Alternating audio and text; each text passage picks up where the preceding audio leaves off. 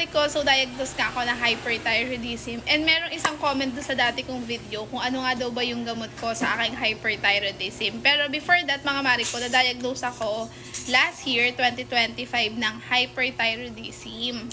So, saan ko ba siya nakuha? Hindi ko rin alam. Pero sabi ng isang OB-GYN ko, dun nga daw sa tinitake kong gamot para sa aking adenomyosis naman. Pero, tinanong ko na rin siya sa endo ko, hindi naman daw. Ewan ko kung ano yung totoo.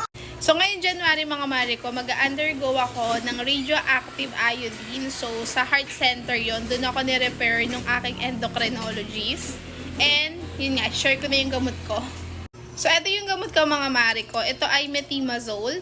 5 mg to. Nakalimutan ko na yung price niya. So, ito nag-take ako nito 2 times a day. And, naresetahan din ako ng propanolol. 2 times a day din siya. So, merong 2 buwan ata yun.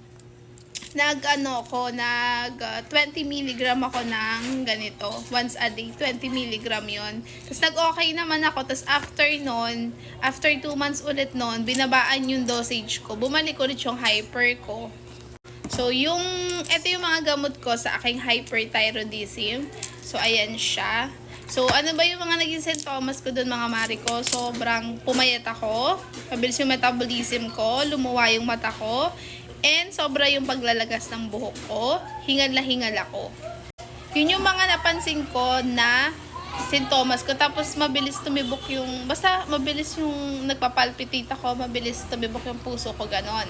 So, yun lang yung mga naaalala ko naging sintomas kaya ako nagkaroon ng yun yung mga naging sintomas ko bago nga ako ma-diagnose ng hyperthyroidism.